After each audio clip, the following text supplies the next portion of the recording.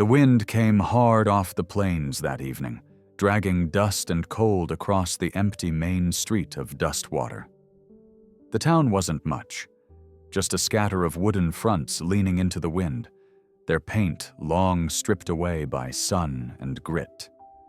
A few wagons creaked by, their wheels cutting shallow scars into the hard dirt road. Lena Hawk pulled her worn shawl tighter around her shoulders, but the dust found every seam anyway. Her dark hair, braided with a strip of faded red cloth, lifted in the wind like a flag of a nation long gone. The amber in her eyes caught the dying light, bright as fire through whiskey glass. But to the townsfolk who watched her from doorways and windows, she wasn't light. She was threat, curiosity, something between. A few men outside the blacksmith's shop stopped talking as she passed. One spat into the dirt. Another muttered, "Half-breed." She'd heard worse. Lena kept her chin high and kept walking. The first building on her right bore a faded sign, Dustwater Boarding House. She stepped inside, grateful for the brief warmth and the smell of cooked beans drifting from somewhere behind. Behind the counter stood Edna Graves, tall, pinched, and sharp-eyed as a hawk that hadn't eaten in days. "What do you want?" the woman asked, voice flat. "A room, just for the night," Lena said softly. Edna's eyes swept her up and down, her plain buckskin skirt, her weathered boots, the satchel slung over her shoulder. "We don't rent to women traveling alone," she said, though her tone made it clear the real reason had nothing to do with rules. "Try the saloon, if you're not too proud." Lena didn't answer. She simply nodded, turned, and stepped back into the wind. At the Longhorn Saloon, laughter spilled through the bat-wing doors, along with the smell of whiskey and sweat. She pushed them open just enough to step inside. A few men at the bar turned. Hank Callahan, the barkeep, wide-bellied, red-faced with arms like barrels, let out a short laugh. "No rooms here, sweetheart," he said. "And even if I had one, I don't take in half-blood strays." The laughter that followed was quick and ugly. Lena's fingers tightened on the strap of her satchel. For a moment she thought of saying something, then decided he wasn't worth the breath. She stepped back out, and the saloon doors flapped shut behind her like wings of judgment. By the time the church bell rang 7, the wind had turned cold. Shadows stretched long down the street, and the last of the sun died behind the ridge. Lena sat on the church steps, hugging her knees, her breath fogging in the air. She had nowhere left to go. Inside the little diner across the street, the lamps burned low. A few townsfolk finished their suppers, too polite, or too afraid, to look directly at her. Then a voice came from the far corner, low and steady. "If you've got no place to go." Lena turned. A man stood up slowly from his table, tall and broad-shouldered, with silver at his temples and the quiet calm of someone who'd learned to live with ghosts. "I've got a spare room out by the edge of town." The diner went still. The girl behind the counter froze mid-motion. Lena met his eyes. There was no pity there, no threat either, just a kind of weary decency that didn't ask for thanks. "Why?" she asked after a moment. He shrugged. "Because it's cold, and no one should freeze while I've got fire to share." Outside, the wind howled against the wooden walls of Dustwater, carrying sand like shards of glass. Lena Hawk hesitated only a heartbeat before she rose and followed him out into the night.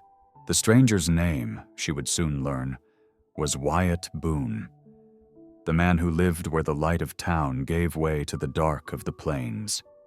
The ride out to the edge of town was quiet. Lena sat behind Wyatt Boone on his old bay horse, the leather saddle creaking with every sway. The prairie rolled out before them, an ocean of dry grass whispering beneath the cold wind. The moon was climbing over the ridge, pale and watchful, painting the land in silver and ash. Wyatt didn't talk much. He didn't need to. His silence wasn't the sharp kind she'd known in other men. It carried no judgment, no hidden thought, just a calm that came from living too long alone. When they reached his land, a thin trail led up a rise where a small cabin stood, half hidden behind a stand of cottonwoods. Smoke trailed faintly from the chimney, curling up into the starless dark. He dismounted and helped her down. His hand was rough, warm, steady, like someone who'd built every board of his home with it. Inside, the cabin smelled of pine resin and old smoke. The room was neat, almost too neat. A rifle rested above the hearth. A tin pot hung beside a row of cooking tools polished clean. There were no pictures on the walls, no sign of laughter, only a kind of order born from years of solitude. Wyatt crouched near the fireplace, feeding kindling into the coals. The flames caught slowly, growing into a soft amber glow that painted the cabin walls in flickering warmth. Without a word, he pulled a heavy wool blanket from a trunk and spread it across the long bench near the fire. "You can sleep here," he said quietly, his voice a mix of gravel and gentleness. "It's warm and safe." Lena stood near the doorway, uncertain. "I'll pay you in the morning," she said. He looked up, shaking his head once. "Ain't about money." The words came simple, plain, and true. There was no trace of pity, just decency. It disarmed her more than cruelty ever could. Wyatt turned away to hang his coat by the door. "There's water in the pitcher if you need it. Privy's out back. I'll be in the next room if anything happens." And with that, he disappeared through the curtain that divided the cabin. For a long moment, Lena stayed where she was. The warmth from the fire touched her face, the heat slowly chasing away the ache in her fingers. She hadn't trusted a white man's kindness in years, but Wyatt Boone didn't feel like the others. His presence filled the room not with power, but with peace. She lowered herself onto the bench, pulling the blanket around her shoulders. It smelled faintly of cedar and wood smoke. The fire cracked and whispered, its light dancing on the log walls. Outside, the prairie wind moaned like some lost spirit searching for home. Lena's eyelids grew heavy. Her body, tired from too many miles and too many nights in the cold, finally surrendered. For the first time in months, she slept without fear. In the next room, Wyatt sat on the edge of his bed, boots still on, staring into the dark. He could hear her breathing, slow even, safe. The sound eased something in him that had been tight for years. When the fire dipped low, he rose to feed it again, careful not to wake her. Then he looked towards the bench by the hearth. For a brief second, the light touched her face, the curve of her cheek, the strand of dark hair fallen loose across her brow. She looked peaceful, almost like someone who belonged nowhere and everywhere all at once.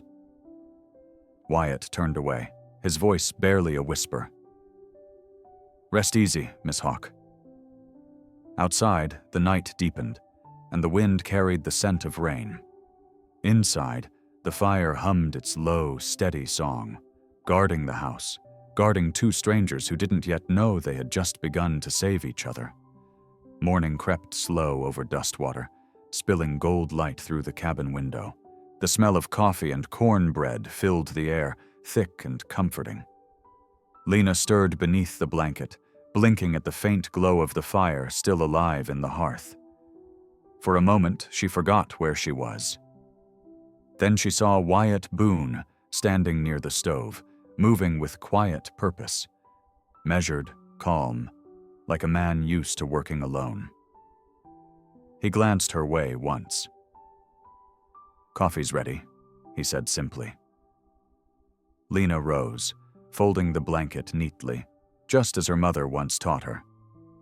"Thank you," she murmured, her voice still rough from sleep. She poured herself a tin cup and sipped. It was strong enough to wake the dead. They ate in silence, cornbread, bacon, and a jar of peach preserves that tasted faintly of summer long gone. Wyatt didn't ask where she came from, and she didn't ask why he lived out here by himself. Still, the quiet between them wasn't uncomfortable. It felt earned. After breakfast, Lena offered to wash the dishes. He nodded once, without protest. As she scrubbed the plates, her eyes wandered across the room. No woman's touch, no laughter, just neatness and restraint. A single rocking chair sat empty near the window, its seat worn smooth.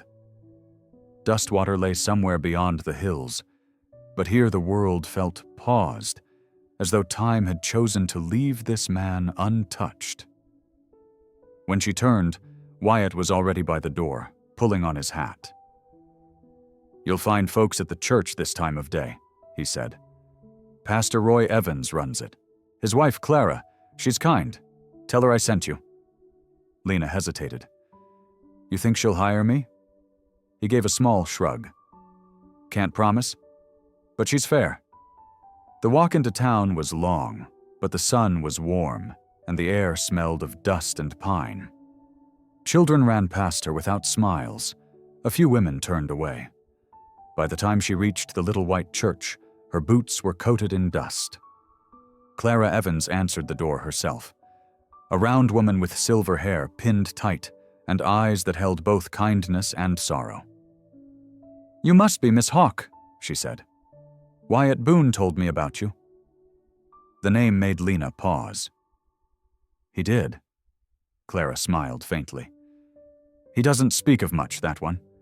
But he said you could sew. Lord knows I need help mending the altar linens." Relief flickered through Lena's chest. "I can do that." As they worked, the older woman talked about the church, about the town, about how Dustwater used to be before the mines ran dry. But eventually, her voice dropped lower, and her hands slowed. "Be careful with Mr. Boone," she said softly. "Not that he'd ever hurt you, no, but folks here, they haven't forgotten Devil's Canyon." Lena looked up. "Devil's Canyon?" Clara sighed, eyes drifting toward the window where the hills rose sharp against the sky. 3 years back, Wyatt was guiding a family west. The Carters. Nice people, young girl and all. Wagon lost its footing near the cliff. Horses panicked. They all went over. Lena froze, her needle still in the fabric. "All of them?" Clara nodded. "Everyone but him. Town folks blamed him, said he should have known the road was bad. But grief makes people cruel." For a while, only the soft sound of thread through linen filled the room. Lena swallowed hard. "And since then?" "He keeps to himself," Clara said gently. "Lives out there with his ghosts. Folks won't go near him. I suppose loneliness can turn a man quiet, or it can hollow him out completely." When the sun dipped low, Lena thanked Clara and made her way back towards the cabin. The prairie wind had picked up again, sweeping long shadows across the fields. From the ridge, she could see a thin column of smoke rising from Wyatt's chimney, steady as a heartbeat. She thought of what the pastor's wife had said, of the wagon, the screams, the fall into that endless canyon. Maybe Dustwater had turned its back on him. Maybe he'd earned it. But something told her the man she'd met last night, the one who offered warmth without a word, wasn't the kind the devil claimed easily. Lena tightened her shawl and kept walking, the wind stinging her eyes, but not her resolve.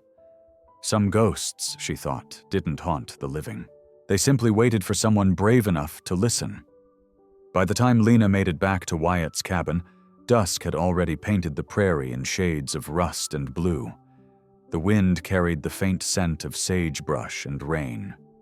She could see smoke curling from the chimney, a thin, steady column reaching for the evening sky.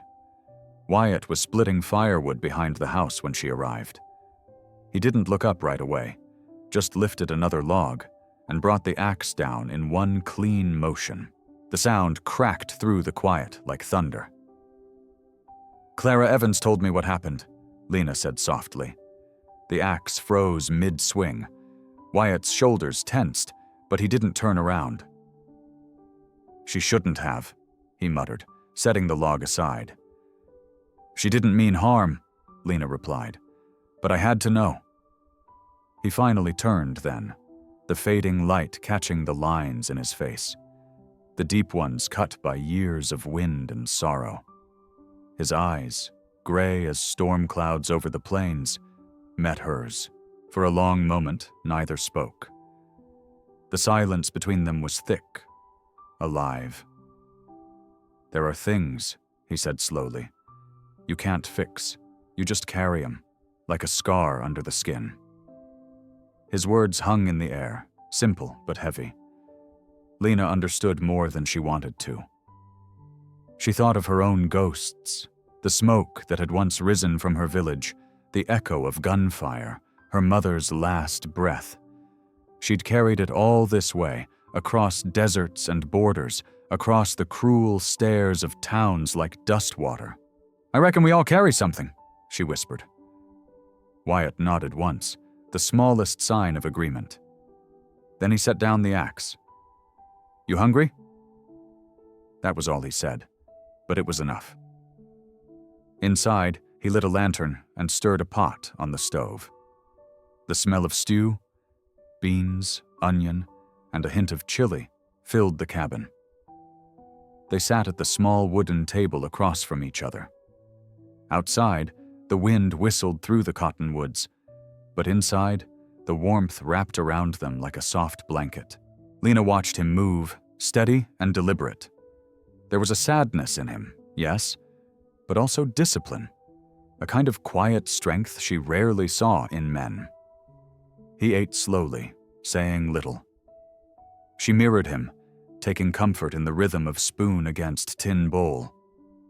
When the plates were empty, Wyatt stood and poured 2 cups of coffee. "Ain't much, but it's hot," he said. "Hot's enough," she replied. They drank in silence. The fire popped, and the cabin glowed with its orange light. For the first time, the quiet between them didn't feel like loneliness. It felt like understanding. 2 souls who didn't need words to recognize the same ache. Wyatt finally broke the stillness. "You're not like the others who passed through Dustwater."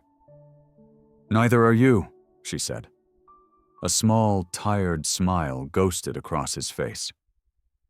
"That's one way to put it." Later that night, after the dishes were cleaned and the fire burned low, Lena sat near the hearth, running her fingers over the worn wood of the bench. Through the open window, she could hear the coyotes crying far off in the hills.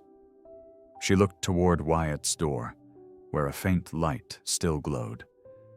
He was likely sitting by himself, same as always, staring at things no one else could see. Lena understood now. Wyatt Boone wasn't a man haunted by the dead. He was a man trying to live with the weight of the living. And for the first time in a long while, she didn't feel like she was wandering anymore. She pulled the blanket around her shoulders, closed her eyes, and let the quiet hold her. The wind moved through the grass outside, soft and endless, like a memory that refused to fade. It started the way gossip always did in Dustwater, quietly, like dust lifting before a storm. One person saw, another repeated, and before long, the whole town carried the story like a fever. That morning, Nora Dyer, wife of the general store owner, spotted Lena Hawk walking beside Wyatt Boone down the main street.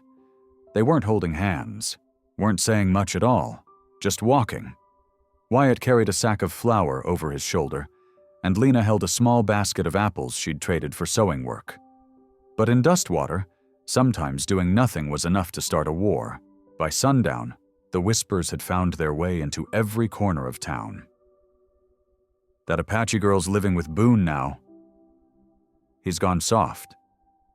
Can't trust his kind or hers. Inside the Longhorn Saloon, Hank Callahan laughed loudest. Guess the old rancher finally found himself company. Took the wildest woman in the territory to do it. Laughter followed, coarse and mean.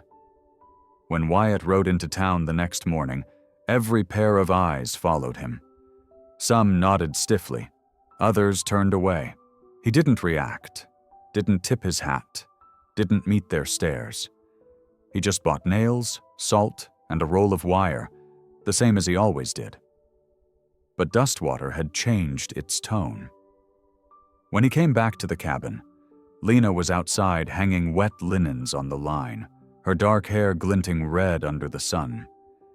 She could feel his silence before he spoke. "They've been talking," she said quietly. Wyatt leaned his tools against the porch rail. "Let him talk." She looked at him, eyes tired but steady. "It's different for me. Folks forget what they say to you. They don't forget what they say about me." He studied her for a long time, then said simply, "What they say don't matter.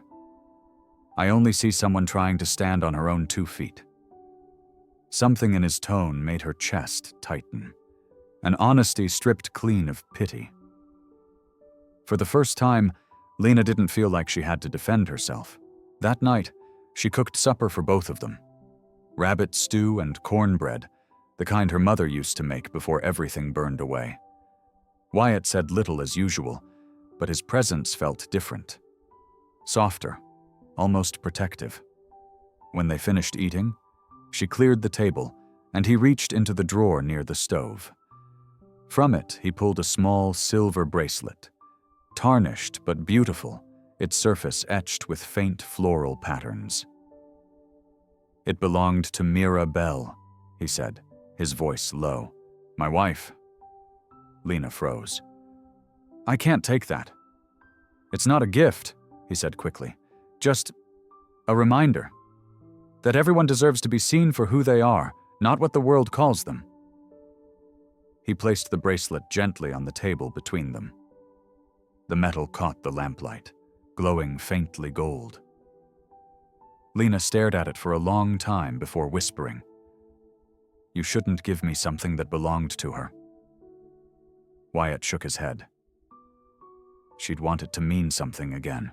Outside, the coyotes called across the prairie.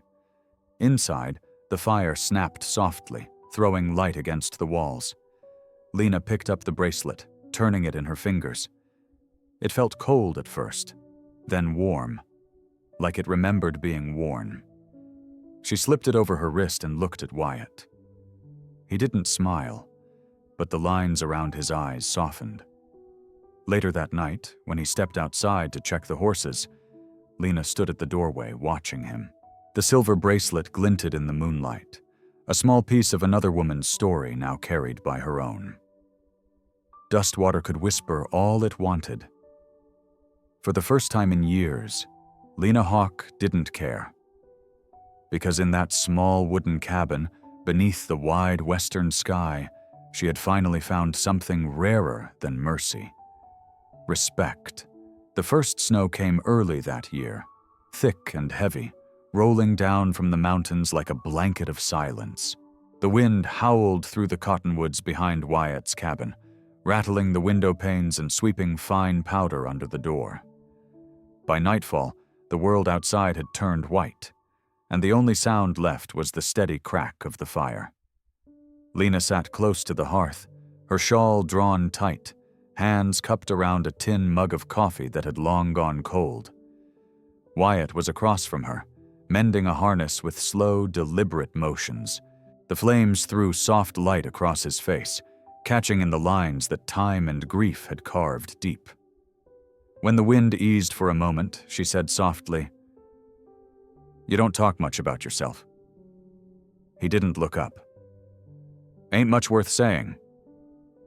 Clara told me you used to be a guide, she pressed gently. Before the canyon. Wyatt's hands stopped moving. The fire popped. For a long moment, only the storm filled the silence. Then he set the harness aside and leaned back, eyes distant. I had a wife once, he began, voice rough like gravel. Mirabelle. She liked wildflowers and old hymns. Couldn't ride worth a damn, but she'd try just to make me smile. A small, fragile smile touched his lips, gone almost as soon as it came. We had a little girl, too. June Carter. She'd sit on the porch and sing with her mama, loud enough to scare off the birds. Lena listened, her throat tight. Outside, the storm groaned against the walls. Wyatt's voice dropped lower. One summer, the rain came early, brought fever with it. I did what I could. Medicine, prayers, everything. Didn't matter. By the end of the month, they were both gone. He paused, staring into the fire. The glow flickered in his gray eyes like something breaking. After that, I couldn't stay. I took any work that'd get me moving, hauling freight, guiding wagons, leading strangers through country I didn't care to see twice.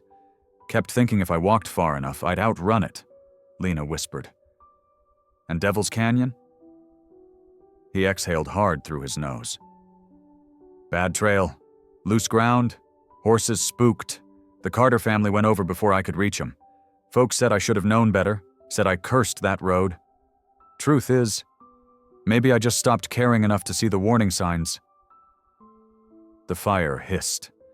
A gust of wind pressed against the cabin walls, moaning like some lost soul still searching for a place to rest. Lena looked into the flames. I used to think God forgot about me too, she said quietly. When the soldiers came to our camp, I ran. I thought maybe he turned his face away that night. Wyatt turned toward her, eyes unreadable. She went on, voice trembling but sure. But maybe he didn't. Maybe he just sent someone later, when I was ready to believe there's still kindness in this world. The words hung there, fragile as frost. Wyatt said nothing. He only reached for another log and fed it to the fire. The room filled with light again, warm and golden. The storm outside raged on, but inside, something gentler had settled. They sat there for a long time. Two broken souls bound by the same quiet grief, neither looking for forgiveness, only a reason to keep going. When the fire finally burned low, Lena pulled her blanket tighter and whispered, more to the night than to him. Maybe that's what saving looks like. Not miracles, just people who stay. Wyatt didn't answer, but she saw the way his shoulders eased, the way the sorrow in his eyes softened, if only a little.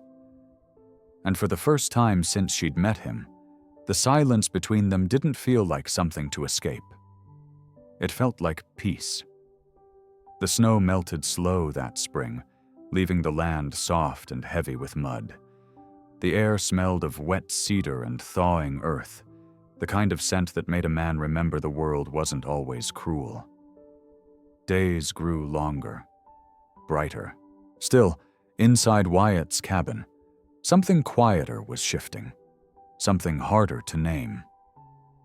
One evening, while the fire burned low and the wind sighed through the trees, Wyatt set down his mug and looked across the table at Lena. You never talk much about where you came from, he said. His tone wasn't demanding, just steady, like he'd been holding the question for a long time, but waited until it felt right to ask. Lena didn't look up. Her fingers traced the rim of her cup, following the small crack along its edge.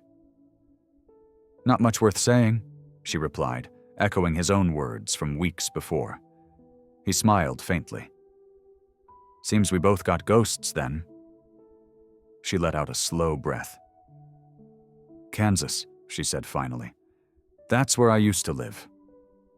Wyatt nodded, waiting. There was a man, she went on. Jed Holt. He said he'd marry me. Her voice caught on the name, as though speaking it pulled up the taste of old dust. He said the color of my skin didn't matter, that folks would come around once they saw we were happy. Wyatt stayed silent, letting her speak. He lied, she said. When his family found out, they called me a savage, said I tricked him, said no decent man would marry a half-blood girl from the wilds. He didn't say a word to stop them. Just let me stand there, while they threw my things in the street. She paused, her eyes reflecting the firelight, bright and wet like amber glass. I left that same night, she whispered. Didn't look back. I came west because I needed to stand somewhere that wasn't built to shame me. The room felt smaller, the air thick with the kind of truth that demanded silence afterward. Wyatt leaned forward, elbows resting on his knees. You came out here alone? She nodded. He let out a long breath, the sound halfway between awe and sorrow. Takes grit to do what you did, more than most men I've known. Lena met his gaze then, and for the first time, she didn't see pity in his eyes, just understanding. The kind that came from a man who'd buried his own heart once and knew how heavy the ground could get. I didn't come to forget, she said softly. I came so I wouldn't be afraid anymore. Wyatt's jaw tightened, but his voice stayed gentle. You got more courage than any man I ever met, Lena Hawk. Don't let this place or its people make you think otherwise. The wind outside carried the faint cry of coyotes, distant and mournful. Inside, the fire cracked and shifted, throwing lines of gold across their faces. Neither of them spoke for a long while. When he finally stood to add another log to the fire, she caught his hand without thinking. His palm was rough, warm, steady as the earth itself. He didn't pull away. They stood there, two shadows cast by the same flame, bound not by words but by the quiet knowledge that both had survived things no one else could understand. Outside, the wind softened to a whisper, brushing through the grass like an old hymn. Inside, beneath that fragile hush, something new began to grow, something small and unspoken, yet strong enough to outlast the storm. By midsummer, the air in Dustwater had turned mean. The heat pressed down like punishment, and tempers burned just as hot. Folks talked less when Wyatt Boone rode into town now, but their silence carried knives. The gossip that once whispered in corners had become open talk.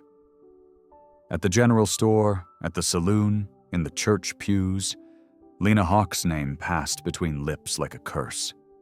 Some said she'd bewitched him. Others swore she was bad luck from the start. It was a Sunday when Pastor Roy Evans came to the ranch. The sky hung low and gray, dust swirling like smoke around his horse's legs. Wyatt saw him coming up the trail and met him halfway, hat pulled low. "Pastor," he said evenly. "Wyatt," the older man greeted, voice cautious but firm. "You know I hold respect for you. You've done good for this town once, but folks are restless. They talk." Wyatt's jaw tightened. "They've been talking since the day I was born." The pastor dismounted, brushing off his coat. "This is different. That girl, Lena, she's stirring up trouble without meaning to. People don't take kindly to what they don't understand. If you care for her, maybe it's best to keep your distance, for both your sakes." Wyatt stared at him for a long time. The wind hissed through the dry grass. Finally, he said quietly, "What kind of honor's worth keeping if it means abandoning someone you respect?" The pastor lowered his eyes, shamed by the calm in Wyatt's tone. He gave a small nod, then turned back toward his horse. "Then I'll pray Dustwater learns to see the truth before it's too late." That evening, as the sun bled out behind the hills, Lena found Wyatt mending the corral fence. His shirt was dusted in dirt and sweat, his hands steady as ever. "Pastor came by," she said softly. "I know," he replied, without looking up. "What did he want?" He drove another nail into the post. "To save me from you, I reckon." Her breath caught, part hurt, part disbelief. "And what did you tell him?" Wyatt looked up then, eyes steady and gray as steel. "That I don't need saving." That night, a windstorm tore across the prairie. The shutters banged, and the horses spooked in their stalls. When Wyatt went to check the gate at dawn, he found it broken, the boards splintered and blackened with soot. Across the top rail, scrawled in crude letters of charcoal, were the words, "Half-blood witch." For a long moment he just stood there, the morning light cutting sharp across the wreckage. Then he turned, slow and calm, back toward the cabin. Inside, Lena sat at the table, hands trembling around a cup of coffee gone cold. When she saw his face, she knew. "They did this because of me," she said, voice breaking. "They'll never stop." Wyatt set down his gloves and crossed the room. He rested a hand on her shoulder, his touch firm, grounding. "Don't be afraid," he said. "I've already lost everything worth losing. There's nothing left they can take." Tears welled in her eyes, but she didn't look away. The fire crackled in the stove behind them, throwing gold light against the walls, light that made the scars on his hands look almost like maps, carved roads that had led them both to this place. Outside, the wind picked up again, howling through the broken fence. But inside the cabin, it was quiet, steady. For the first time, Lena realized something. Dustwater might own the land, but it would never own them. Wyatt Boone had chosen his side, and it was hers.